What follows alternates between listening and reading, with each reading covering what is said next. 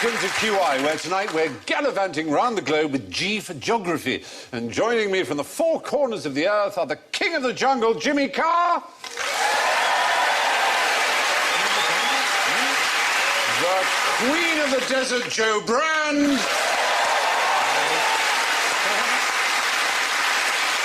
The prince of Port Talbot, Rob Brydon.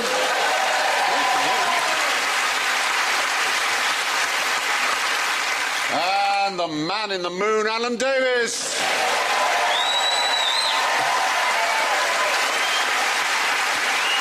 So, with that in mind, let's hear their global warnings. Jimmy goes...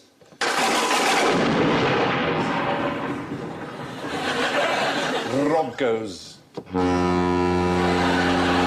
Yes, you do. Jo goes...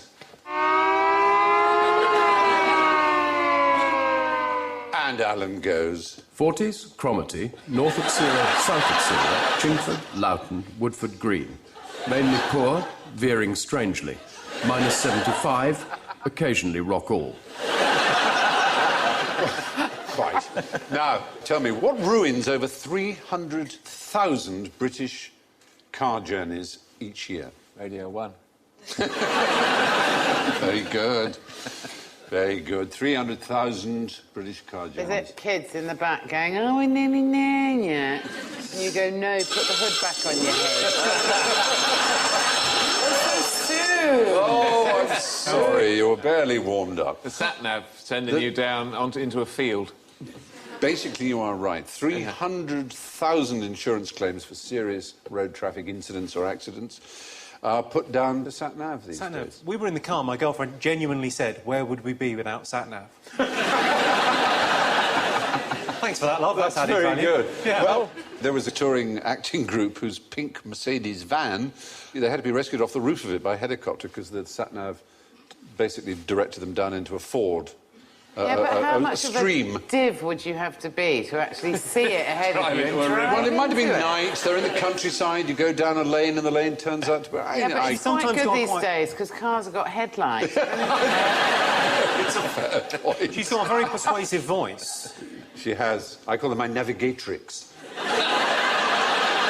I've had an idea. I know this isn't Dragon's Den, it's QI, but I've had an idea, Yeah, go on. which is you get sat-nav, yeah, but you print it out into a booklet that you can just flick through. What would you call it? Satless. Maybe a sat-nav. A satless. What I don't like about sat-nav is when it interrupts the radio. You'll be listening to a very nice thing on the radio, maybe a play or something. Yes. And the voice, of course, cuts over the radio always at a crucial moment. So you'll be getting to the climax of the play. And I tell you, David, the reason that we never had children is turn left in 40 miles. Because you do quite a lot of voiceovers generally. Have you been asked to do one of the... Because you'd be very good if you did that voice of a little man trapped inside a box. Oh, yes. Do your man who's trapped in a box or your American radio set that you swallowed. Go. Ready? Where are you? I don't know where you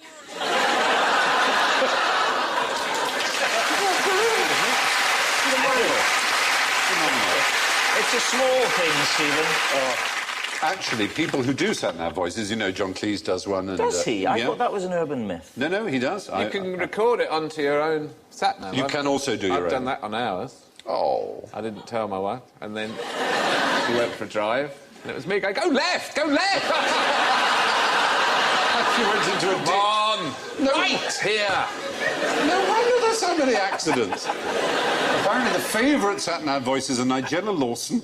Joanna Lumley. Well, you'd think Joanna Lumley. The ones I got are Billy Connolly and Julie Walters. Billy there. Connolly? Yeah. He's done it. I know.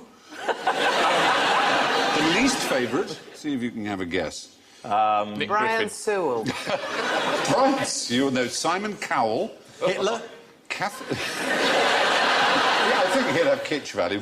Catherine Tate. Are these impressions of... They're not actually... Simon Cowell hasn't gone into a studio and recorded it, surely. Well, I suppose all he's got to do is Apparently. left, right, straight on, and they fiddle about with it. Yeah, basically, they just do a few. And Baroness Thatcher is the... But there's also a Julian... Right. There's a Julian Clary pack, too, apparently, which is advertised as with free Dale Winton voice and alerts. You are passing a wooded area. Park the car. One now. And then... But, yeah, there have been several disasters. Perhaps the most extreme one was a Syrian lorry driver transporting luxury cars from Turkey to Gibraltar, who was diverted to the Grimsby area.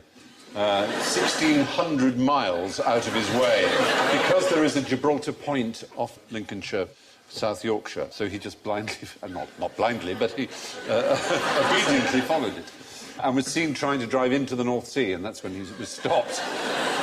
And, of course, a lot of villages' lives are ruined by being cut-throughs.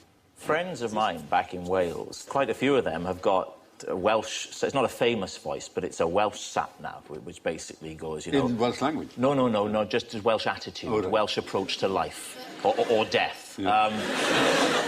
Turning coming up now in about 40 yards, get ready for it. Getting a bit closer now, get ready, here it comes. Oh, you plank, you've missed it. Right, do it, Huey. Do it. Look, do it. Oh, pull over, attach a hose pipe to the exhaust and just end it. And that's a very popular one. Well, apparently, driver distraction contributes to a quarter of all accidents, it seems, according to ROSPA, the Royal Society for the Prevention of Accidents. And using a handheld mobile or a sat-nav is about equal, apparently. So, while we're on the subject of directions, who is to the right of Genghis Khan?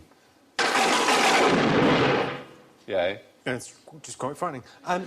Every taxi driver I've ever met. If it's a dinner party, girl, boy, Mrs. Khan. Mrs. Khan. Well, there were 500 Mrs. Khans. 500? He married 500. Oh, that's a sitcom waiting to be made, He isn't had it? many. He had so many children that actually they recently did a test of Central Asian males, and they found that 8% of all Central Asian males are related to a common ancestor of about 1,000 years ago, which may well be Genghis Khan. So do you think in 1,000 years' time they'll be talking the same way about Russell Brand? It's highly possible. I quite fancy that being one of 500. At least you'd only have to have sex with him every year and a half. That's true, but he might well have chopped your head off afterwards or something. He was rather violent, as you know. And in death, he was violent too, in a weird kind of way. Because what we're talking about is when you say, I literally mean who is on the right... Oh, well, you mean buried alongside him? Yeah. Is he buried with relatives or with victims or the plunder? thing is, in Mongolian tradition, when a great ruler like that, and there was no great ruler as great as Genghis Khan, obviously, he had to be anonymous. No one could know. So this gave them a real problem. According to Marco Polo, 20,000 people were killed to keep his burial place secret.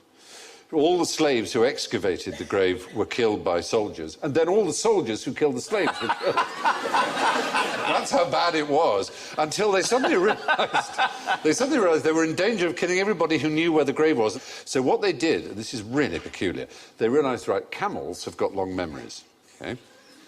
So this is really unpleasant. A suckling baby camel, they killed in front of its mother by the grave where they were going to bury Genghis Khan, right? And then they took the mother away. And they buried the baby camel next to Genghis Khan. So that's who's to the right of Genghis Khan. And every year... Oh, I was going to guess that. Every year, the camel would remember exactly where the grave was, because it knew exactly where its little baby was. It's very sad. That's a lovely story. Yeah, but then the camel I might tell my died. daughters that tonight. Get them off to sleep. Here you go, I've got a lovely story about a camel. Then the camel died. Then the camel died. And then no one knew where he was buried. So that was unfortunate. Tell me about Mongols, though. The Mongol hordes. Mongol hordes, yeah. 2 million people the Mongol hordes amounted to, but they managed to kill an estimated 50 million of their enemy. Staggeringly savage. And what gave them the advantage, principally? They had lasers. They did have weapons. Photon They had torpedoes. weapons that were ahead of the time. They did. didn't They had bows that were short. They weren't huge longbows. They were short. You could carry them in the saddle because it was the riding. It was the horses. They introduced horses They to. were bloody good at riding, Brilliant. weren't They would ride for they used to jump days. across. That's right. They wouldn't even go to the loo. I mean, they would go to the loo while jumping from one horse to the other. They stayed in the saddle for day What, after in they'd the have. air, They keep or- in the air. I mean, They if keep you mistimed that, that's bad luck Yeah. for one of the horses. Would you not Oh, love sorry, to I've see shat that? on this one. Jumping from horse to horse and doing a little wee. That's a magnificent thing. It is, isn't it? But yeah, it was their horsemanship and their bows and arrows that did it, and just their violence, their desire and or happiness at killing people. But they were a great big empire. They're not so angry anymore. Mongols, no, they seem rather cheerful. No, Yes. They don't have a reputation now, do they, for hoarding? No, they're lovely people. Very charming, very nice. They don't hoard anymore. They've got cash in the attic now. It's all gone. They're very fine. But anyway, Genghis Khan is buried next to a baby camel, which acted like a sort of 13th century sat-nav, guiding people back to his tomb. Now, how did the teacup change the course of Chinese history? Did they used to have tea just in their hands like that before? They invented it, you might almost say... You're going to have to invent something for this. They invented it so early that it was a disadvantage. It held back the course of Chinese history. When they were building the Great Wall, was everyone going, right, cuppa? Yeah, we'll have a cuppa. They had to make 5,000 cups of tea and then, well, the day's over. We've got nothing. They did, unlike the Is it Europeans. because now, is it something to do with metal and ceramics, or is it because they invented it and they didn't, therefore, invent other things Yes. that would have come before it? Yeah, that's In- the point. in other That cultures. in our culture, we came to China much later, which we got from them, hence calling it China. So we have But bronze and we things like also like wine, which they never drank in China. And wine, the colour is very beautiful, and we developed a technology for containing Glass. wine. Glass. With glass came lens grinding, came telescopes and microscopes. And through spectacles, intellectuals and scientists had an extra 15 to 20 years of reading an active life, and further, all the way through to the invention of medical science. Flasks, beakers, retorts, because it's chemically neutral glass, doesn't react to anything that's in it, and the Chinese had no glass made in all of China from the 14th century right up to the 19th century. And no mirrors either. And therefore no mirrors. So, in fact, just because they were satisfied with the teacup and didn't bother this incredibly ingenious race who would otherwise have invented so many other things, and did invent so many other things, were the one thing they couldn't do. And electronics used glass for valves and of so course, on. The irony is, a lot of them prefer coffee. Go figure. What do they do for a window? They used paper.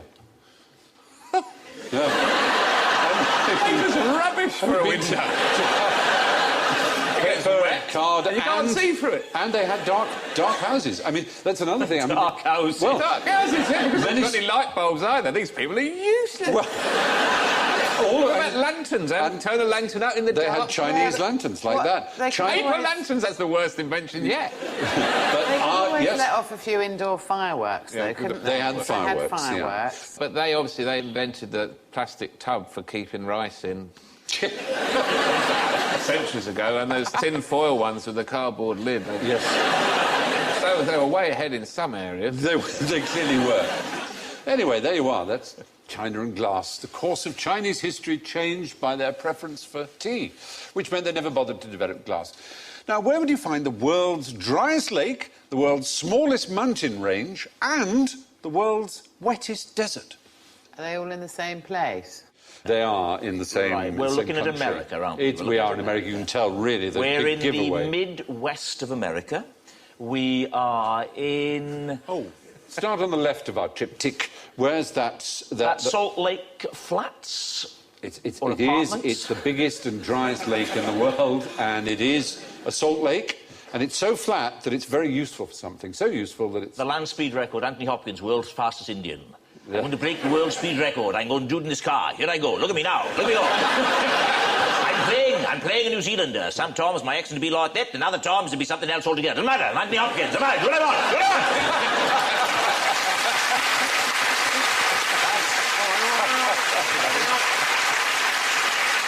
Now, what if he was trapped in a box? Oh,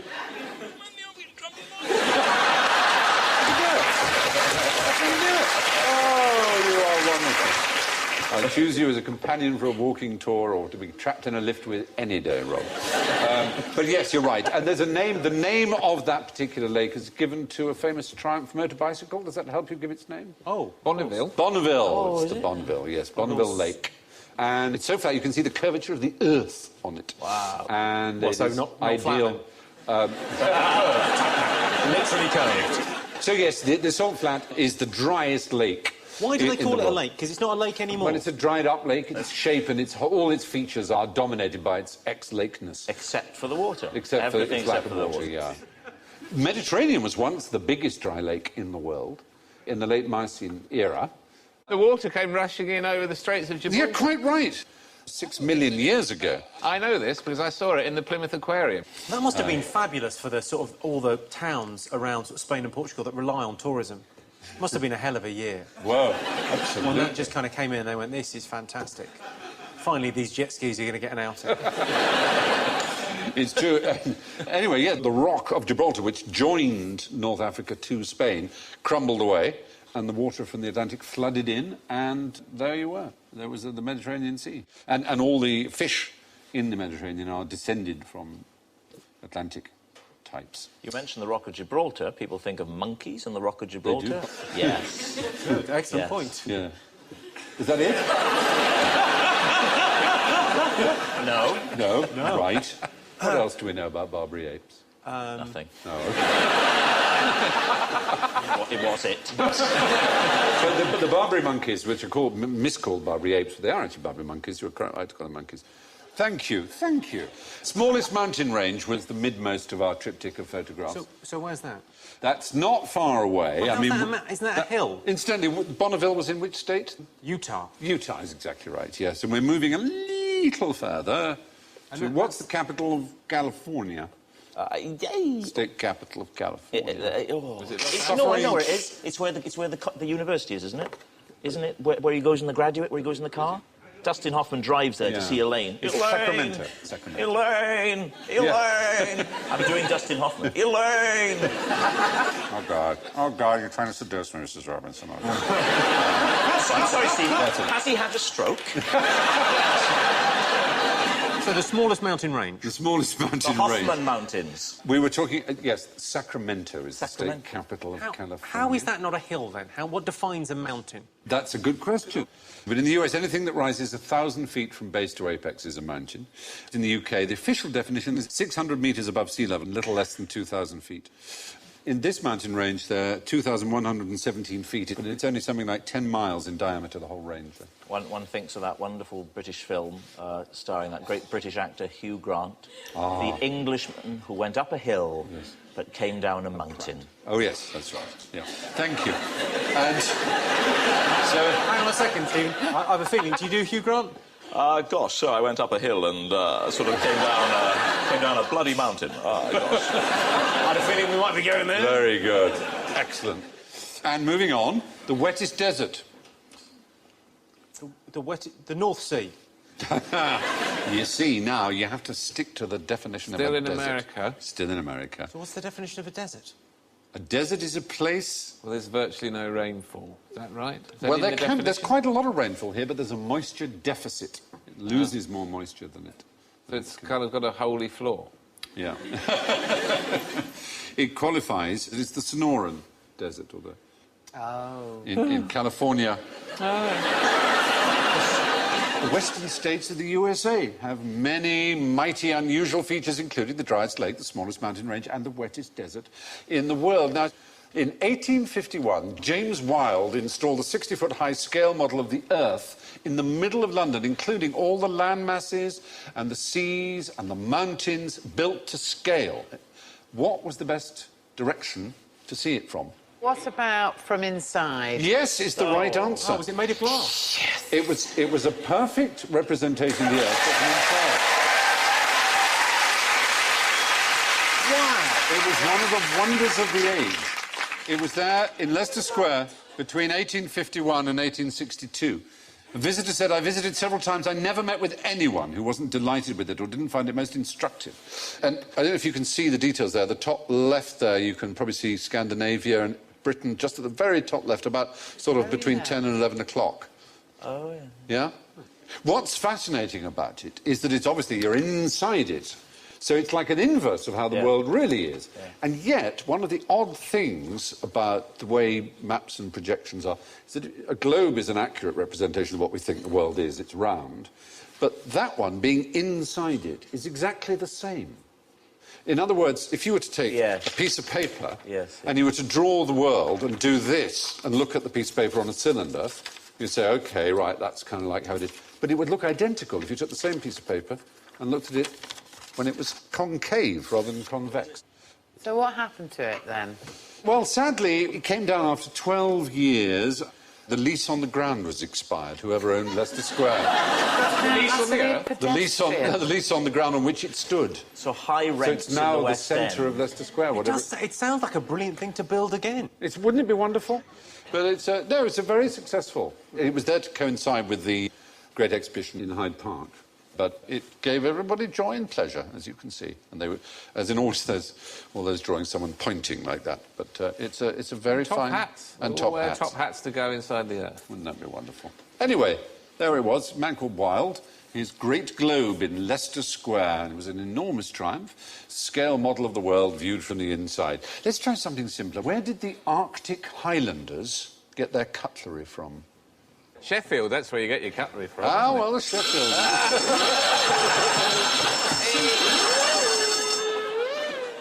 From Nordic... IKEA.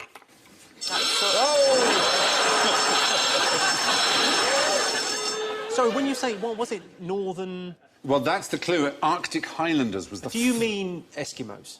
We now call them Inuit. Polar Eskimos, yeah.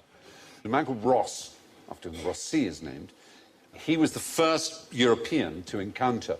And this particular tribe of Inuits, 200 of them he met. It was an extraordinary meeting. They thought they were the only people on the planet. They didn't know there were any other people in the world. It's very much like that in Essex. It's like that. It's rather touching, though, isn't it? They saw him, they'd never seen anyone else. But they had cutlery. Metal cutlery. Metal cutlery. Where did it come from? Where did it come from? Aliens. Oh, was it... Aliens is not a bad answer. Was it one of the guys that went up there to the North Pole and just left a bunch of stuff and they found a bunch and went... No. This man, Ross, was the first European ever to go up close to the North Pole. I'm talking a long time ago. Look, see? I'm talking 1818, before anyone had been to the North Pole. And they had proper knives Pretty proper. They were a mixture of bone and metal.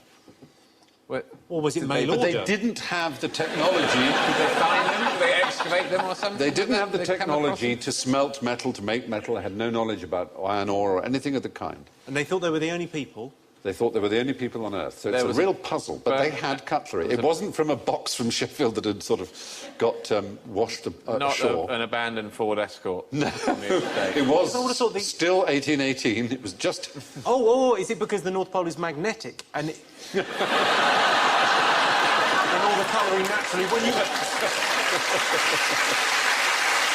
What about... You know when you lose a spoon, that's where it ends up. Drifting shipwrecks. No, you were closest with aliens. Was it meteorite? Meteorites. Joe Brand points there. Hey, that's two I've got right.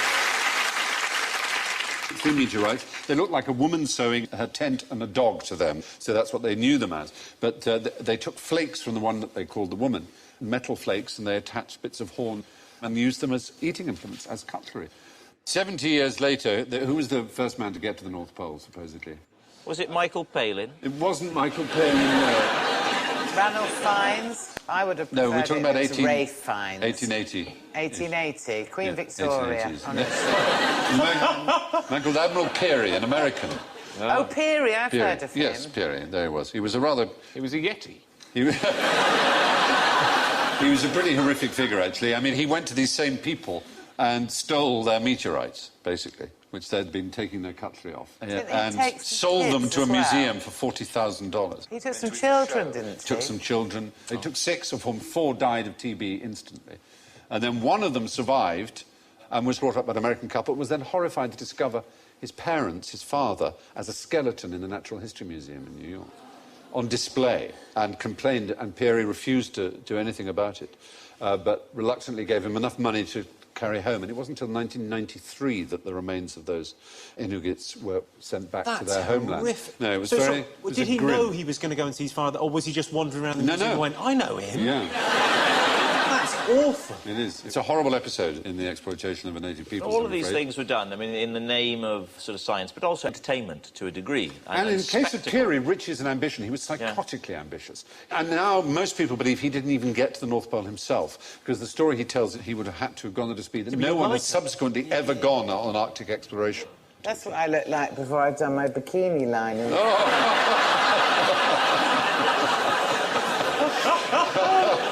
It's a great look. It's a lovely look. That beard's gone a bit mental as well. That's brilliant. It is. Polar Eskimos made metal knives and implements by chopping flakes off 3 large meteorites that they called the tent, the dog and the woman. But now, a watery riddle. What are large, very large, blue, rare, slow-moving, have calves, right, suffer from wet bottoms... Oh, look at Alan's face. ...and are found all over the world? Not the blue whale. You are right. You weren't falling for that What were the things? Large, blue... one. Large, blue, found all over the world. Have calves. Rare, have calves, Wet slow-moving, bottoms. wet bottoms. You've lost me. I thought maybe a Smurf with an aneurysm, but... But, I mean, that wouldn't be blue whales if it weren't for the slow-moving. But blue whales are pretty quick. They can go up to 30 miles an hour. I'm just going by the picture, but clouds. No, they're not really blue, to be honest. They're not blue? Not the bits in really. between are? That's Yes, sky, isn't that's it? not clouds. I knew that We was have one. thought this through, Is yeah. it going to be a creature of some sort? No, it's a phenomenon. It's not to do with ice, is it? It is so to do with ice, it hurts. Is it a type of iceberg, Stephen? Not an iceberg, though, no. No, that's right. So, Correct. Is it an ice flow, even though I don't know what that is? Yes, you do know what an ice flow is. Is it kind of a big A glacier. A glacier is an ice flow, exactly. You can share Is the it a points. glacier? Yes. Oh, sure. my God. I nearly got back up. There we are. I'm doing my bit to save those. I've stopped eating the sweets. Very good. They can be enormous. There's one 250 miles long, 60 miles wide, a mile deep. I mean, they're vast. Calves? How do they have calves? Well, the bits that break off into the sea are known as calves. It's called calving when they drop their bits. It's a red herring for us, It wasn't was, it? You see, really. We automatically thought either something with huge calves or baby calves. Yes, and the wet bottoms. Ah, don't get me started. That's when, in warmer climes, there are some which are almost not freezing. I mean, they're in 0 degrees centigrade, and they slide down, and their bottoms are warmer. The bottom, the underside, that's the bits on the Earth, is warmer and slides down. And they can go... What's the fastest you imagine a glacier is likely to go? 40. 40 what? 40 and a 30. They might go a couple of inches or something in a year. Well... More than... I would say more 10 than feet? that. 65 feet a day is considered very rapid, but there was inches is a bit one off. in Pakistan that went 7.5 miles in 3 months, which is very Must be fast. another word for a glacier there, then. Well, it's a racier glacier, Racier if you like. But amazingly, you get them all round the world, including the tropics. Really? Tropical glaciers, hello. Bit odd. They're but you the do. fruit-flavoured ones, aren't they? One on the border of Uganda and Congo. It's an equatorial, really, isn't it? High up? Yes, pretty high. Do you find life in glaciers? Yes. What yes.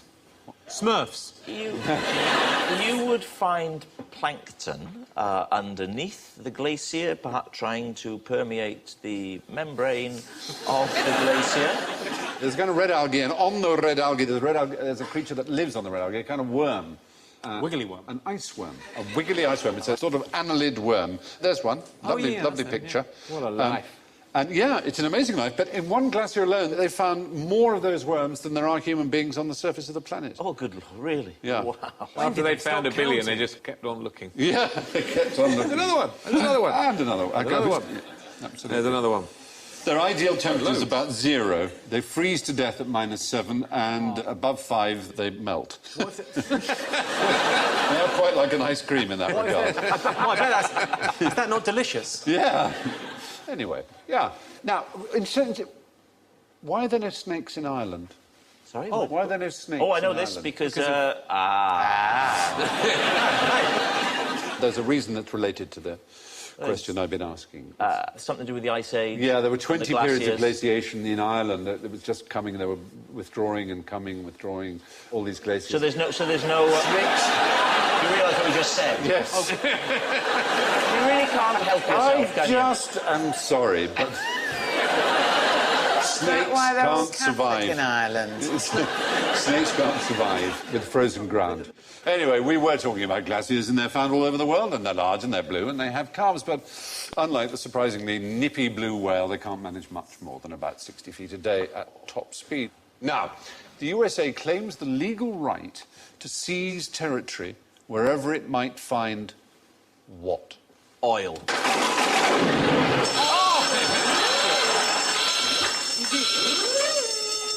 Is it a street without a Starbucks? Would it be... is it an American hostage or prisoner or something? No, it's essentially a law which has never been repealed, a law that's 150 years old almost. Is it the Ark of the Covenant? No. Is It's this something... involved in any sort of action film that I will have seen? No, that it is involved in the plot of Dr. No. It's how Dr. No dies in the novel, actually. He's covered in this material that if it's found on an island that's unclaimed, any American citizen can raise an American flag and claim it. It's a kind of gold. It was as valuable almost as gold in the 19th century. Silver. No. Nickel. No, it's not a metal. Tupperware. It's not a metal. Not plastic. Christ. All right. You haven't read Dr. No. Does anyone in the audience know? Guano, they shout, and they are right. Points to the audience. Who are very Guano? Guano. Is that a delicious drink that didn't really take off? No. What's guano? Bird shit, isn't it? Yes. It's the poo Do I get a from point birds for that that? have eaten a lot of anchovies in Peru. What? And it You've run out of your mind, man. It was one of the most valuable products in the 19th century. It was a fertiliser that is unbelievably rich in nitrates and potassium and all the things that you need to double, treble, quadruple, quintuple the yields from land. So it was immensely valuable, and it created many, many millionaires and was responsible for 75% of Peru's entire economy. And it was a pretty horrific thing, as you can imagine, to mine, to excavate, open cast mining, because it dries like concrete. Really, really tough. So they used to do pickaxe and dynamite to get it away, and they had huge armies of essentially slaves and Chinese and convicts who would be hacking away at this stuff. Do we still use it now? It's an interesting point. I mean, the anchovy shoals are being used now principally for... Caesar salad. Sadly, if only they were, then they feeding, might survive, but... For feeding fish farms. For feeding fish farms and for feeding chickens and all kinds of things in China. It takes 5 kilograms of anchovies to produce 1 kilogram of salmon meat or farmed fish. So people buy farmed salmon thinking that, oh, this is sustainable, it's good farmed salmon, but instead they're just using up enormous stocks of anchovy. Since 1856, the USA has claimed a legal right to take possession of islands where they find guano, birds' doings, you and me. The properties of guano were first discovered by the great father of geography, Alexander von Humboldt. Now, who taught Alexander von Humboldt how to speak the Ature language 40 years after the last person who spoke it died? A confidence trickster. A parrot. Yes! Oh, Joe Brown! That is good, though. Brilliant! You are rocking. You are absolutely rocking. He was in Venezuela, Alexander von Humboldt, and he heard about this tribe that had been eaten by the Caribs, a cannibalistic tribe of the area. And they'd all gone, apparently, but someone said, no, there is a parrot who still is alive. The parrots can live quite a long time. And it knows... How did it talk its way out of that? It had 40 words in the language, which von Humboldt wrote down and learned. But, of course, we can't know how accurate it was. He was with someone who spoke a related language, and they made guesses as to what the 40 Ature words might be. Sort of like, who's a cheeky boy, then? That sort of thing. He would quite like that, because he was gay, Humboldt, funny enough, as it happened. Well, I find that kind of stereotyping rather offensive. So you're saying that all gay people are like cheeky boys? No, he might have quite liked to say... When When are you going to let up Leave with it. your relentless Leave gay it. bashing? How many words can a parrot learn, do you know? 182. That's good and specific. There have been some 200. But the odd thing is why they speak at all. Why is it that they do mimic humans? It's they have that little thing in the back of their throat that I have where they can go... But the extraordinary thing is no parrot in the wild has ever been observed mimicking another bird or another animal. So But what? there are birds in the wild There that are mimic birds that do. noises. Yes, and- minor birds and other Minor birds. birds. Yeah. But parrots don't. In the wild, they just have their own screech and they're satisfied with that. They don't imitate other birds. They've never been observed to. And that is rather a shock, isn't it? Do you have the answer to this? I hope so. No, I don't. You don't? I'm sorry, no, it's a real question. They will imitate movements in the same way, you know, won't they, like that? If you lift your left leg, they will lift their leg, or your hand, or whatever. They'll imitate what you do physically, yeah. They like to do that. It just amuses them. Seems to amuse them, at least. But 40 words of this language that Van Humboldt spoke may seem very few, but the fourth best-selling children's book of all time has a vocabulary of only 50 words. Which would that be? Oh, is it the Da Vinci Janet, Code? John. Is it not a modern-day book, and it's a classic? It's a 20th century classic. Oh, I'll read some of them. Is it a Dr. Seuss book? With wood you will try, tree train, they not on or Oh, it's rain. good, isn't it? Say, see, so thank, that, thee, them, there, and anywhere. And I'm going to give it away. Eggs, Sam, Yes, ham. I yes, just Dr. said Seuss. Dr. Oh, you Seuss. did, yes, absolutely. You ignored me. No. Green- I was green I was egg. carrying on reading. I heard it. Green eggs and ham, or That's whatever right. it's called. I do You have- didn't say the title of the book. I would have then said brilliant, but... no. So Humboldt apparently learned ature from a parrot, which leaves us plummeting over the sheer cliff of general ignorance, so fingers on buzzers for a quick-fire round. What do Mongolians live in? They called something like yak. It's like a yolt or a yak. Do you mean a yurt? Oh! Yes, that's the one. No, that's not the one.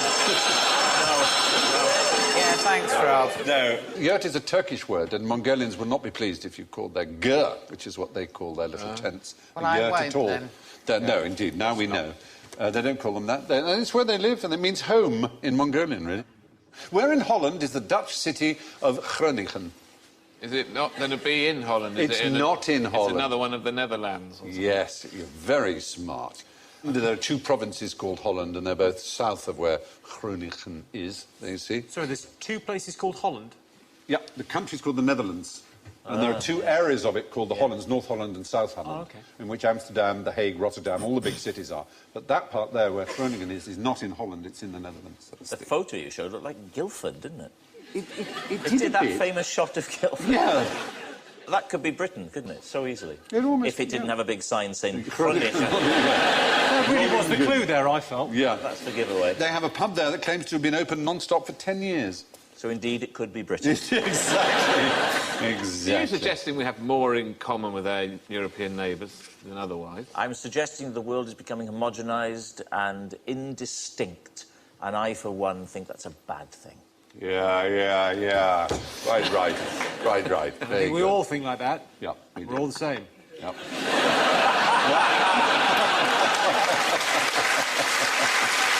There you go. Yes, Groningen is in the Netherlands, but it isn't in Holland, which refers only to the two western provinces, an eighth of the country's total landmass. Us calling the whole country Holland is a bit like them calling Britain East Anglia, which would be nice, but they don't. What is quite interesting about Church Flats Farm in Derbyshire? Is it to do with the height above sea level? No, but you're so much in the right area. Is Is it it the height not below sea flat level? and it hasn't got a church there? Well, no, it's not that Is it exactly. the highest flat bit? The No, highest but it's flat the area? sea. Think of the sea. You're in Derbyshire. Oh, I know what it is. It's the point in Britain that is the furthest from the Yes. sea. Yes, I've got it, Alan. Yes. I won't have you competing for Sir's favour. You're both very good boys. Isn't it something like 72 miles? You can't be more than... Exactly. Well, 70 miles is nowhere in Britain is more than 70 miles from the coast, which perhaps makes Church Flats Farm in Derbyshire the very middle of the country. Anyway, which language is the Spanish national anthem sung in? Well, I'm going to go for... This is Spanish. It's not. Well, they want to see to that. Catalan, is it? Catalan. Is it Catalan? Is it Castilian? Well, that is Spanish, really, isn't it? What was the- Castilian is classic the Spanish, royal but kind it's of- not. Sorry, Stephen, can you just Representative. remind me, what was the language that guy was taught 40 years after it died out by a power? It's not that one. Rock no. all. I didn't say anything, don't be aggressive. Is it instrumental? Yes is the right answer. Well done.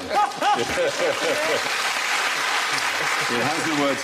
It's very odd. They have one of the oldest tunes called La Marcha Real. It's the only national anthem with no words. The old ones were dropped after the death of Franco in '75, but then they were inspired by visiting Liverpool fans, listening to You'll Never Walk Alone, which is a song from an American Broadway musical, bizarrely, called Carousel, but for some reason... Hey. I know. Don't talk rubbish. It is. You couldn't look any more Scouts. So the Spanish Olympic Committee held a competition in 2007 to replace the words of their Franco-fascist one, but they were withdrawn after 5 days, having fallen foul of several Spanish regions. They criticised the new version, which was called Viva España, unfortunately, for being too nationalistic. I know. A national anthem. Yeah, for a national anthem. But the words were, long live Spain, we sing together with different voices and only one heart. Doesn't seem that terrible. As opposed to the Marseillaise, do you hear in the countryside the roar of those ferocious soldiers? They come right here into your midst to slit the throats of your sons and wives. Which is quite aggressive. Well, God Save the Queen has the 6th verse. I don't know if you know that. Of course I know the 6th verse to God Is Save that the the Queen. one where, Give us. Well, I have to sing it all the way through. Yeah. the one about going up to Scotland and killing everybody? That's the one. Lord grant that Marshal Wade may by thy mighty aid victory bring. May he sedition hush, and like a torrent rush, rebellious Scots to crush. God save the King. Yeah. Oh, I'm sorry. But perhaps the oddest ones is back to our old friends the Dutch here. This is the Dutch national anthem. It's still the Dutch national anthem. William of Nassau, scion of a Dutch and ancient line, fair enough, dedicate undying faith to this land of mine. A prince I am undaunted, of Orange ever free, to the King of Spain I've granted a lifelong loyalty. In the Dutch national anthem, they say they've granted a lifelong loyalty to the King of Spain. The most deferential anthem Yeah. ever heard. It is bizarre. I mean, 350 years ago, Holland was part of the Spanish Netherlands, but that's a long time ago. The Spanish national anthem is the only one which officially has no words. They did try and write some, and they were rejected for being too patriotic, which brings us to the scores, ladies and Quietly gentlemen. confident.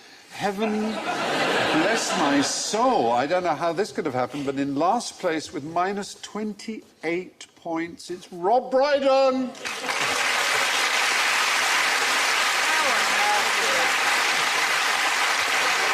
And just behind him with minus 21, Jimmy Carr. So short of a winner. Sort of the first of the winners. Who can it be? Who can it be? Who can it be? In second place with minus 10 is Joe Brand.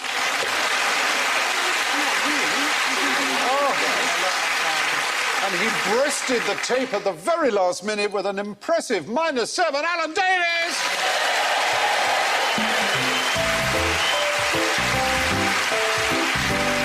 So it only remains for me to thank Rob, Jimmy, Joe and Alan, to wish you all safe onward journeys. And I leave you with this from Ambrose Bierce. War is God's way of teaching Americans geography. Good night.